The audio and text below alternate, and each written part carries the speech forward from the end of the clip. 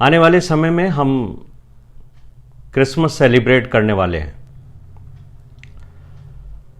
बहुत सारे परमेश्वर के दास आप लोगों के साथ इस वचन के ऊपर बात करेंगे, लेकिन आज शाम को लार्जर फैमिली ग्रुप के साथ मिलकर हम कुछ बाइबल स्टडी करना चाहते हैं। और आज हमारे सामने जो सेंट लूक चैप्टर 1 से पढ़ा गया है, इस अध्याय में कुछ भेद छिपे हैं और हम उसको जान लेते हैं कि मसीही जीवन एक बड़े विश्वास के ऊपर आधारित है। लूका का जो अध्याय है, ये जो पहला अध्याय है, इसमें हम यीशु मसीह के जन्म के पहले यूहन्ना बपतिस्मा देने वाले के जन्म के बारे में पढ़ते हैं।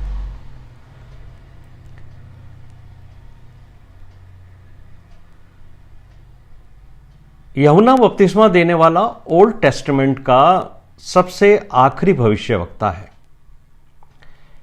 यानी यीशु मसीह के आने से पहले जितने भी भविष्यवक्ता इस संसार के अंदर आए, उनमें यह सबसे आखिरी भविष्यवक्ता कहलाता है। और जकरिया जो इसका पिता था, वो एक याजक के रूप में काम करता था और उसकी जो पत्नी थी वो भी याजकों के वंश से थी, हारून के वंश से, और उसका नाम एलिशबा था। दोनों पति पत्नी के बारे में बाइबल बहुत अच्छे बातें लिखती है। बाइबल हमें बताती है कि दोनों परमेश्वर के नज़र में धर्मी थे, दोनों पर प्रभु के सब आज्ञाओं और विधियों पर निर्दोष चलते थे। लेकिन उनके परिवार में एक कमी थी। उनके परिवार में कोई बच्चे के आशीष अभी तक नहीं हुई थी, और उसका कारण था कि एलिशबा के शरीर में कुछ कमजोरी थी, और साथ ही वो दोनों उम्र रसीदा थे, यानी दोनों एडवांस एज में थे, बूढ़े हो गए थे। एक ऐसा समय इंसान के शरीर में आता है जब इंसान का जो शरीर है वो बच्चों को जन्म देने के लायक नहीं रहता। फिर भी इन दोनों को यह आशा थी कि परमेश्वर हमारे को जरूर माता पिता बनाएगा, इसीलिए ये दोनों प्रार्थना भी करते थे। एक बार का जिक्र बाइबल हमें बताती है कि याजकों का जो टर्म होता था काम करने का, उसी क्रम के अंदर जकरिया का नाम भी आ गया कि आपको परमेश्वर के अति पवित्र स्थान के ऊपर जाकर वेदी के सम्मुख जो है वो बलिदान चढ़ाने हैं, प्रार्थनाएं करनी हैं। तो जब ये मंदिर में धूप जलाने के लिए गया, और होता ये था कि जो दूसरी लोग होते थे वो बाहर जो आंगन होता था मंदिर का, उसमें खड़े होकर प्रार्थना किया करते थे, क्योंकि मंदिर में अति पवित्र स्थान के अंदर जाने की अनुमति सबको नहीं होती थी। सिर्फ जो याजक होते हैं वही जाया करते थे। और यह घटना लिखी हुई है बाइबल में स्पष्ट तौर से कि एक दिन जब याजक का सेवा करते हुए जकरिया अंदर धूप जलाने के लिए वेदी के सम्मुख पहुंचे, तो उन्होंने देखा कि वेदी के दाहिनी ओर एक स्वर्गदूत खड़ा है, और स्वर्गदूत को देखकर वो घबरा गए। और अगर मैं और आप भी वहां होते उनकी जगह, तो अचानक अगर हम स्वर्गदूत को देख लें तो स्वाभाविक है, मानव स्वभाव, इंसान का स्वभाव है कि हम घबरा जाएं, डर जाएं। लेकिन उन्होंने अपने मुंह से कुछ कहा नहीं है, लेकिन उनकी जो घबराहट थी, उनका जो डर था, जो एक्सप्रेशन था उनका, उसको जो स्वर्गदूत आए थे उन्होंने समझ लिया। और समझकर उन्होंने उस बात को कहा कि देखिए, मेरे साथ बाइबल निकालिए और 13वां पद पढ़िए, लूका का पहला अध्याय 13वां पद। हे जकरिया, भयभीत ना हो, डरने की जरूरत नहीं है जकरिया। क्यों? मैं क्यों आया हूं? मैं तुझे यह बताने आया हूं कि तेरी प्रार्थना सुन ली गई है। यह बहुत ही खुशी की बात है। एक इंसान के लिए अगर एक स्वर्गदूत आके मुझे और आपसे कहे कि आपकी प्रार्थना सुन ली गई है, तो निश्चित तौर से मेरे और आपके लिए बहुत खुशी की बात होगी। और क्या प्रार्थना सुन ली गई है उसको भी स्वर्गदूत ने एक्सप्लेन किया। उन्होंने कहा कि तेरी जो पत्नी है एलिशबा, उससे तेरे लिए एक पुत्र उत्पन्न होगा। साथ ही ये बड़ी खुशी की बात है कि एक बच्चा जिसके लिए तुम प्रार्थनाएं कर रहे हो, वो बच्चा अब तुम्हारे घर में आने वाला है। और उसके बारे में एक बात मैं तुझे और बताना चाहता हूं। स्वर्गदूत ने कहा कि उसका नाम तुझे यूहन्ना रखना है। यानी अपनी ओर से तुम्हें कोई नाम नहीं रखना है, बल्कि तुम्हारी प्रार्थनाओं के उत्तर में परमेश्वर की आशीष से जो बच्चा तुम्हारे घर में आने वाला है, एक बेटा तुम्हें मिलने वाला है, उस बेटे का नाम तुम्हें यूहन्ना रखना है। और उसके बारे में उन्होंने बहुत सारी बातें बताई। उन्होंने उसके बारे में बताया कि तुम्हारे फैमिली के अंदर तो खुशी होएगी ही, आनंद और हर्ष होगा ही, लेकिन बहुत सारे लोगों को उसके जन्म के कारण आनंद होगा। फिर उन्होंने, स्वर्गदूत ने जकरिया को यह बताया कि वो परमेश्वर के सामने महान होगा। वो किसी तरह की ड्रिंक्स नहीं करेगा, कोई लिकर वगैरह नहीं पिएगा, दाखरस नहीं पिएगा, मदरा नहीं पिएगा। और सबसे बड़ी बात यह है कि जन्म से पहले ही वो होली स्पिरिट से भरा हुआ होगा, यानी filled with the Holi spirit. अक्सर मैं और आप ये बात समझते हैं और सुनते हैं कि हमें जन्म के बाद पवित्र आत्मा मिलती है, जब हम मांगते हैं या पवित्र आत्मा उतरती है। और ओल्ड टेस्टामेंट के अंदर, पुराने नियम में, कोई भी ऐसा व्यक्ति नहीं है जो पवित्र आत्मा से भरा हुआ हो। लेकिन बाइबल मुझे और आपको बताती है, उर्दू की बाइबल में बहुत अच्छे से लिखा है कि वो रूल कुदूस से लबरेज होगा, भरा हुआ होगा जन्म से पहले। तो ये जो होली स्पिरिट हम रिसीव करते हैं, ये होली स्पिरिट को देने का काम परमेश्वर का ही है। ना तो कोई व्यक्ति, ना कोई प्रचारक, ना कोई पास्टर, बिशप या कोई भी ऐसा व्यक्ति आपको होली स्पिरिट नहीं दे सकता। होली स्पिरिट आपको सिर्फ और सिर्फ परमेश्वर दे सकता है। और वही परमेश्वर, उसने यूहन्ना को जन्म लेने से पहले होली स्पिरिट से भर दिया। अब उन्होंने और आगे बात अच्छी बताई। उन्होंने ये भी बताया कि जो स्पिरिट एलिया में थी परमेश्वर के लिए काम करने की, जिस पावर के साथ एलिया काम करते थे, उसी पावर के साथ ये जो बच्चा जन्म लेगा यूहन्ना, ये भी प्रीच करेगा, ये भी उसी पावर से काम करेगा। और बहुत सारे लोग जो हैं, जैसे एलिया की बात सुनकर के परमेश्वर के पास आते थे, वैसे ही इस बालक की ये जो वचन इसके मुंह से निकलेंगे पवित्र आत्मा के द्वारा, उसको सुनकर लोग परमेश्वर की ओर फिरेंगे, यानी अपने जीवन से में चेंज लाएंगे। अब यहां पर 18वां पद जो हमने आज पढ़ा है, वहां से यह घटना की गंभीरता शुरू होती है। 18वें पद के अंदर लिखा है, जकरिया ने एक सवाल किया। और जकरिया का जो क्वेश्चन था वो ये सवाल था, यह मैं कैसे जानूं? How shall I know this? Zachariah ने यह सवाल अपने सांसारिक ज्ञान के ऊपर आधारित था उसका, क्योंकि वो मनुष्य की शारीरिक क्षमता के बारे में जानता था। उसको मालूम था ये बात कि एक एज के बाद तो भाई बच्चे नहीं हो सकते हैंगे। इसलिए उसने बड़े अच्छे तरीके से प्रश्न किया और उसको जो स्वर्गदूत था उसको समझा भी दिया। क्या लिखा है देखिए 18वें पद में, जकरिया ने स्वर्गदूत से पूछा, यह मैं कैसे जानूं? ये जो क्वेश्चन है उसके अविश्वास को प्रदर्शित करता है। शक उसके मन में था और उसका कारण उसने कहा है क्योंकि मैं तो बूढ़ा हूं और मेरी जो पत्नी है वो भी बूढ़ी है। स्वर्गदूत ने अब उसको जवाब दिया। स्वर्गदूत ने कहा, मैं जिब्राइल हूं, आई एम गैब्रियल। मैं परमेश्वर के द्वारा तेरे पास यह संदेश देने के लिए भेजा गया हूं।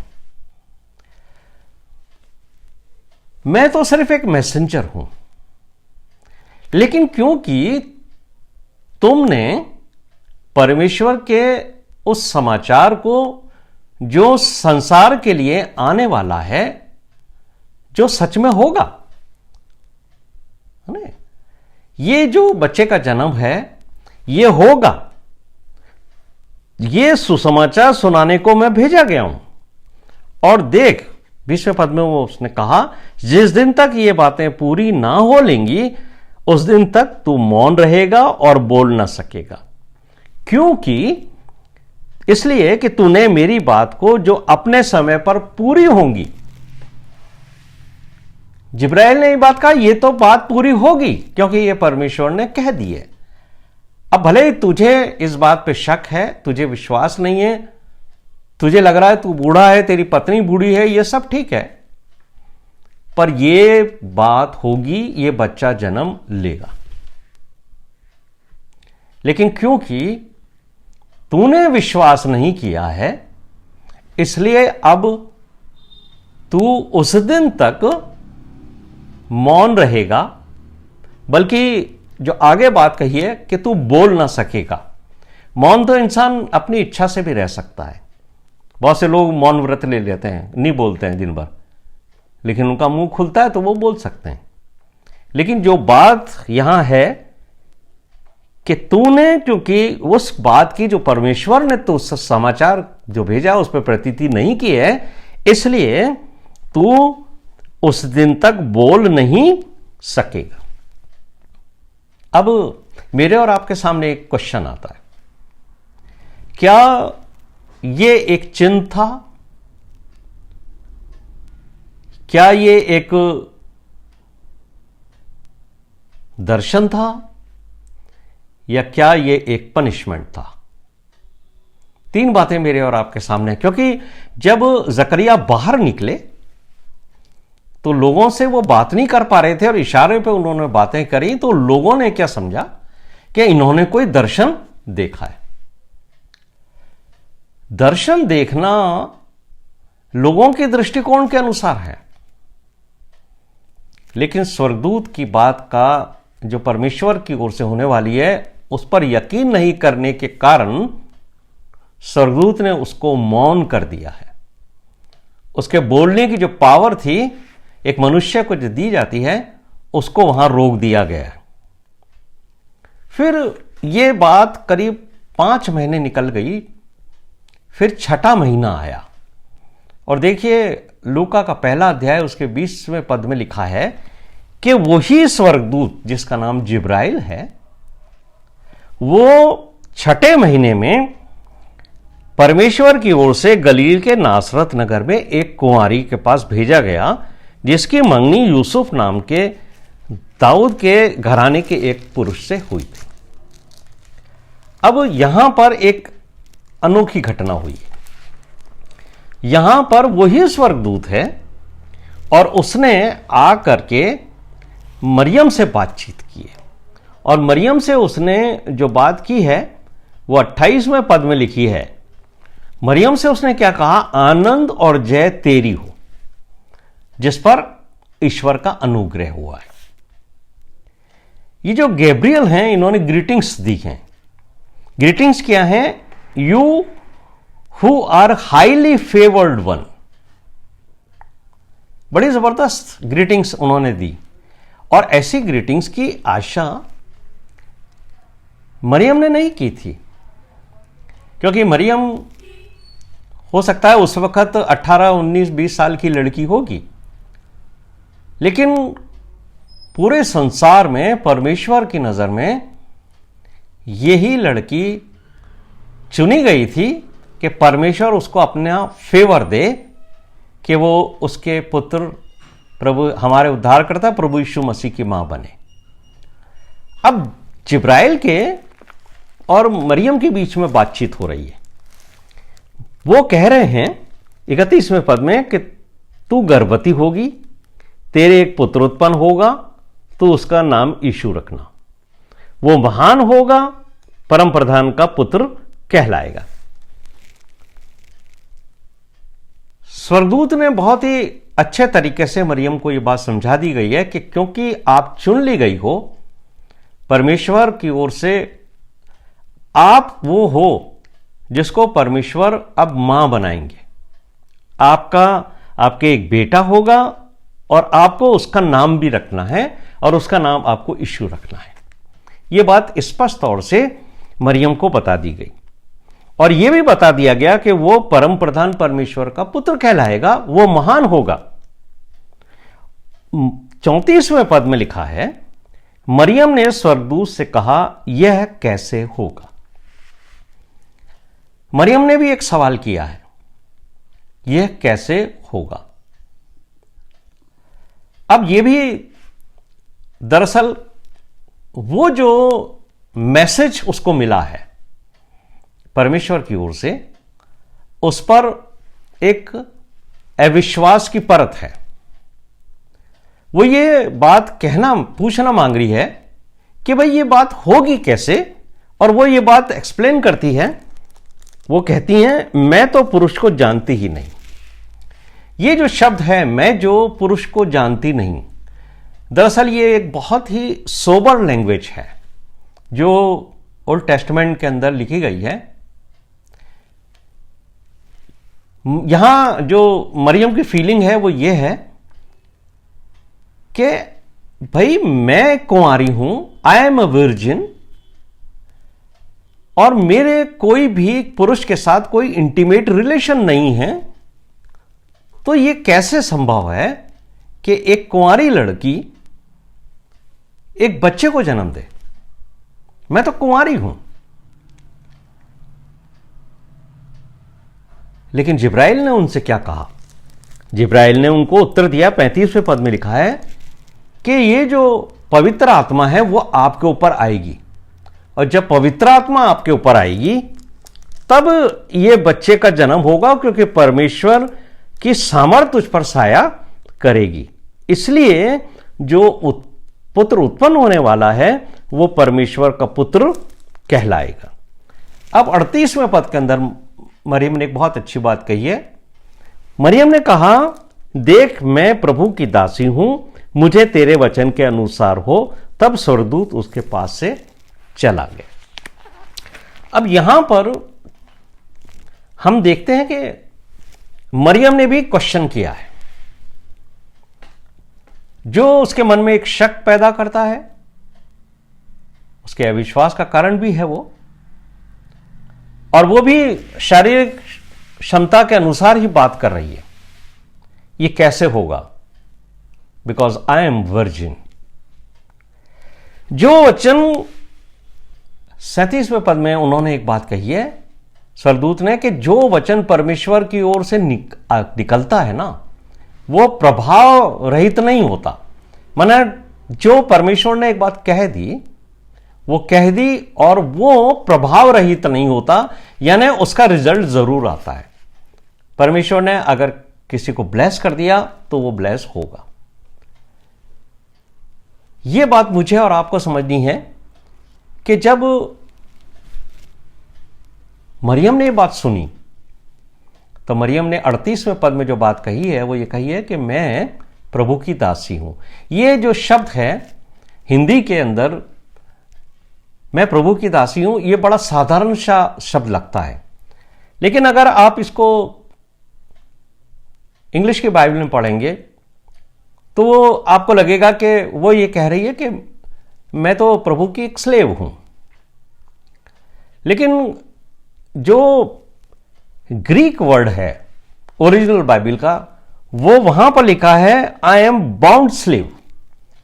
बॉन्ड स्लेव वर्ड इस्तेमाल किया गया है जो ओरिजिनल वर्ड है, और बॉन्ड स्लेव का जो मतलब होता है, मरियम ने जो बात कही है उसका मतलब होता है I am willing self committed to paramount service of the lord, यानी entirely at the disposal of his master. अब मेरा जो शरीर है वो मेरे स्वामी के सामने पूरी तरह से समर्पित है। वो जैसा चाहे मेरे शरीर को अपने आदर और अपनी महिमा के लिए इस्तेमाल कर सकता है। तो मुझे और आपको यह बात समझनी चाहिए कि यहां पर दो घटनाएं हुई हैं। एक घटना में जकरिया से यह कहा गया कि तेरी प्रार्थना सुन ली गई है, और दूसरी घटना में मरियम को स्पष्ट तौर से बातचीत की गई। दोनों से जिब्राइल फरिश्ते ने बात की है, और दोनों ने पहली बार में ही उस बात को स्वीकार नहीं किया है, उन्होंने विश्वास नहीं किया है। अब मुझे और आपको यह समझना है कि हमारा कैसा विश्वास है। क्या हमारे पास जब परमेश्वर से कोई सूचना मिलती है, या हमारी प्रार्थनाएं जो हम करते हैं जब उसका उत्तर हमें मिलता है, तो क्या हमें विश्वास होता है? विश्वास क्योंकि हमारे मसीही जीवन का एक आधार है, बेस है हमारा, और विश्वास बहुत महत्वपूर्ण है। इसलिए प्रभु यीशु मसीह ने विश्वास के ऊपर बहुत जोर दिया है। और मैं आपको याद दिलाना चाहता हूं, एक बार यीशु मसीह नाव में अपने चेलों के साथ जा रहे थे और बड़ा आंधी तूफान आया था। मरकुस के 4 अध्याय के 40वें पद में ये बात लिखी है। तो यीशु मसीह को जब चेलों ने जगाया तो यीशु मसीह ने उसको खड़ा होकर के डांटा, और वो थम गया सारा जो तूफान और आ रहा था। यीशु मसीह ने उनसे एक ही बात पूछी, तुम क्यों डरते हो? क्या तुम्हें अभी तक विश्वास नहीं है? और जिन्होंने विश्वास रखा है ना, उनके विश्वास को प्रभु यीशु मसीह ने बहुत सराहा है। आपको याद होगा मरकुस 5 के अंदर 21वें पद में एक महिला का जिक्र है जिसको 12 साल से लहू बह रहा था, और उसका यह विश्वास था कि अगर मैं प्रभु यीशु मसीह के वस्त्रों को ही छू लूंगी तो मेरी सब समस्या दूर हो जाएगी। तो यीशु मसीह ने उसके विश्वास को सराहा, और वहां लिखा है प्रभु यीशु मसीह ने जब ये इंक्वायरी करी थी कि किसने मुझे छुआ, और वो महिला आके बोली, तो प्रभु यीशु मसीह ने बहुत अप्रिशिएट किया उसको, कहा कि जा तेरे विश्वास के अनुसार तेरे लिए हो, खुश रह मेरी बेटी, खुश रहो। तो यीशु मसीह हमारे विश्वास के बारे में भी बहुत चिंता करते हैं, और वो ये चाहते हैं कि हमारा विश्वास जो है हमारी प्रार्थनाओं पर होना चाहिए। और मेरे प्रिय भाइयों और बहनों, अगर हमारा विश्वास कमजोर भी है ना, तो यकीन जानिए कि हमें घबराने की जरूरत नहीं है, हमें डरने की जरूरत नहीं है, क्योंकि यह स्वाभाविक होता है। कई बार हम प्रार्थना करते हैं और कई लोग ऐसे हैं जिनका विश्वास दृढ़ नहीं होता है, और यह समस्या आप लोगों के और मेरे साथ ही नहीं, यह समस्या तो प्रभु यीशु मसीह के चेलों के साथ भी थी। और उनके साथ भी जब प्रभु यीशु मसीह उनसे पूछते थे कि क्या तुम्हें विश्वास नहीं है, तो उन्होंने एक बार यीशु मसीह के सामने एक बहुत ही अच्छी अपील रखी है। और उन्होंने ये आपको लूका के 17वें अध्याय के 5वें पद में होगा लिखा हुआ है कि उन्होंने यीशु मसीह से एक रिक्वेस्ट की कि हे प्रभु हमारा विश्वास बढ़ा। तो अगर आपका विश्वास कभी कमजोर भी होता है ना किसी बात से, तो आप प्रभु यीशु मसीह से ये प्रार्थना कर सकते हैं, परमेश्वर से ये प्रार्थना कर सकते हैं कि हे प्रभु हमारे विश्वास को आप बढ़ाइए। लेकिन यहां पर हम इन दोनों जनों के अविश्वास को देखते हैं, जकरिया के अविश्वास को भी और मरियम के अविश्वास को भी, कि जब जकरिया ने से जिब्राइल ने ये बात कही कि तू पिता बनेगा, तो उसने सवाल किया था, वो 18वें पद के अंदर मैंने आपसे ये को बताया था कि उसने ये सवाल किया जकरिया ने, यह मैं कैसे जानूं। और 34वें पद में लिखा है, मरियम ने स्वर्गदूत से पूछा, यह कैसे होगा, मैं तो कुंवारी हूं। अविश्वास तो दोनों ने किया। मरियम ने भी एकदम विश्वास नहीं किया, बाद में उसने रिस्पॉन्ड किया, यह बात सही है, लेकिन शुरू में उसने विश्वास नहीं किया। और जकरिया ने भी वह विश्वास किया। लेकिन सजा जो है वो सिर्फ जकरिया को क्यों मिली, यह बात मुझे और आपको समझनी चाहिए कि वो यूहन्ना के जन्म तक बोल नहीं सका और गूंगा रहा। पहले हम जकरिया के बारे में समझते हैं। जकरिया याजक था, उसकी आयु बहुत थी, उसको शास्त्रों का ज्ञान था, यानी तौरेत का उसको बहुत ज्ञान था। वो मूसा की पुस्तकें उसने पढ़ी थी और याजक होने के नाते वो लोगों को मूसा की व्यवस्था के बारे में वचन सिखाता था, बताता था।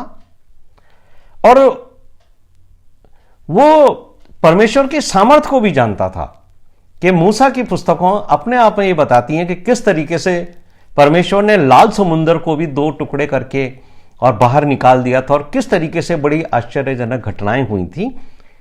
और सबसे बड़ी बात जो उसके सामने थी वो ये थी कि उसके सामने एक ऐसा उदाहरण था जो अब्राहम और सारा का था, कि इतनी ज्यादा आयु होने के बाद भी परमेश्वर ने एक स्त्री और एक पुरुष को एक परिवार में जिनकी आयु बहुत थी, उसके सामने एक एग्जाम्पल था अब्राहम और सारा का, कि उनको भी परमेश्वर ने बच्चों की आशीष दी थी।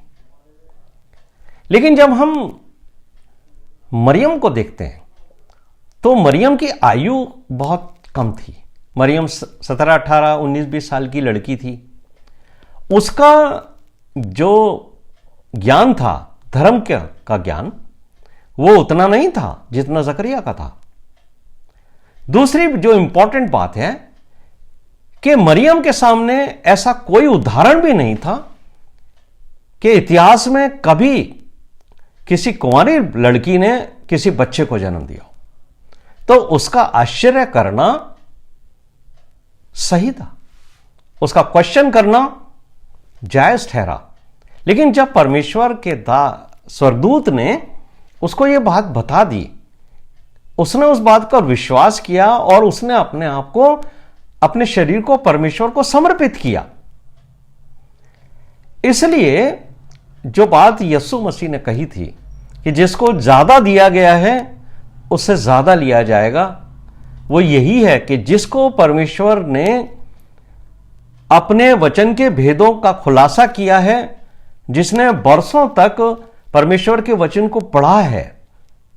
मेरे प्रिय भाइयों और बहनों, हम जो लार्जर फैमिली ग्रुप में बहुत सारे सीनियर लोग हैं, ये बात हमें बहुत ध्यान से समझनी है कि हम जिन्होंने बरसों तक परमेश्वर के वचन को पढ़ा है, हम प्रत्येक दिन प्रार्थनाएं करते हैं, प्रेज एंड वर्शिप करते हैं और बड़े बड़े परमेश्वर के दासों से वचन सुनते हैं, तो हमें बहुत वचन दिया गया है। तो जब न्याय होगा तो याद रखिए कि हमारे से बहुत हिसाब भी लिया जाएगा।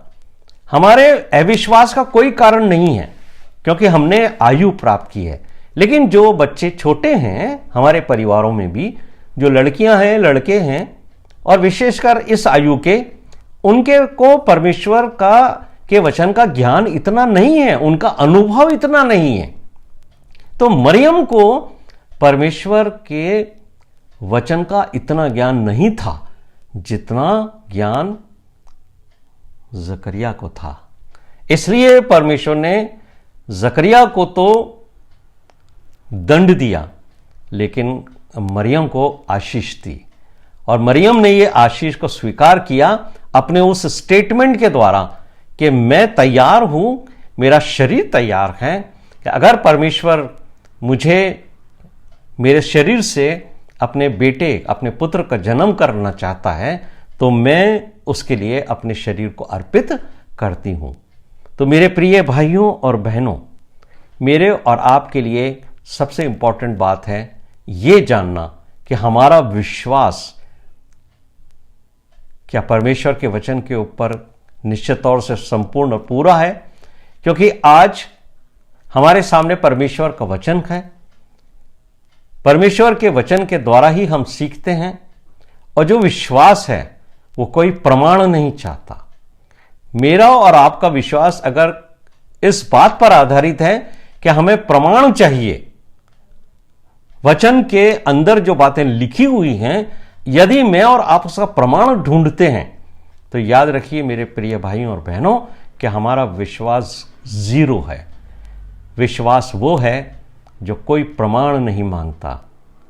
इसीलिए यीशु मसीह ने, जो उसके चेले थे, जब वो यीशु मसीह तीसरे दिन जीवित होकर के अपने चेलों के बीच में पहुंचे थे, और वहाँ पर थोमा ने उस समय अपने साथ के चेलों से कह दिया था कि जब तक मैं यीशु मसीह के हाथों में उंगली नहीं डाल लूँ, उसके पंजर में हाथ नहीं डालूँ, मैं तो विश्वास नहीं करूँगा। और तुरंत थोड़ी देर में यीशु मसीह वहाँ पहुँचे, और यीशु मसीह ने उससे कहा कि तूने तो मुझे देखकर विश्वास किया है, लेकिन धन्य वो हैं जो मुझे नहीं देखते, जो मुझे नहीं देखेंगे, लेकिन वो मुझ पर विश्वास करेंगे। मेरे प्रिय भाइयों और बहनों, यदि हमारा विश्वास सच्चा है, हम किसी प्रमाण के अभिलाषी नहीं, हमें कोई एविडेंस नहीं चाहिए अपने विश्वास को मजबूत करने के लिए, तो यीशु मसीह के वचनों के अनुसार हम उन चेलों से भी ज़्यादा ब्लेसेड हैं जिन्होंने यीशु मसीह को मृत्यु को उपरांत देखकर विश्वास किया था। मेरा और आपका विश्वास यीशु मसीह पर, उस प्रभु यीशु मसीह पर है जिसका जन्म आज के 2020 साल पहले हुआ, ताकि मैं और आप उसको अपने उद्धारकर्ता के रूप में ग्रहण करें, न कि उसका एविडेंस मांगें। और लोग चाहे कितनी भी बातें कहें, लेकिन मेरा और आपका विश्वास इस बात पर आधारित है कि मेरे और आपके लिए एक उद्धारकर्ता जन्मा है, और वही यीशु मसीह है। आइए हम प्रार्थना करें। हमारे जीवित, महान और अत्यंत दयालु स्वर्गीय पिता, आपका धन्यवाद करते हैं प्रभु, और विनती करते हैं मेरे परमेश्वर कि हमारे विश्वास को और बढ़ाएं प्रभु, और आपके ऊपर विश्वास करके प्रभु हम आपके पास आते हैं, और ये जानते हैं प्रभु कि हम पापी हैं, और आपने हमारे परमेश्वर हमारे उद्धार का जरिया अपने बेटे के द्वारा दिया कि प्रभु यीशु मसीह ने इस संसार में जन्म लिया, और मेरे प्रभु जी हमें एक उद्धारकर्ता मिला, जिसका जन्मोत्सव हम आने वाले दिनों में बहुत खुशी के साथ मनाएंगे। और इस बात की खुशी हमें होगी कि हमारे पापों को मिटाने के लिए, हमें पापों से छुड़ाने के लिए आपने अपने बेटे को संसार में भेजा है। धन्य है आप परमेश्वर, जो हम मानव जाति के लोगों से इतना प्रेम करते हैं। सारा आदर और सारी महिमा हम जितने भी लार्जर फैमिली ग्रुप के लोग हैं, वो एक मन से आपको देते हुए ये विनती है हमारे उद्धारकर्ता प्रभु यीशु मसीह के नाम से मांगते सुनो, कबूल कर, आमीन। ऐ हमारे बाप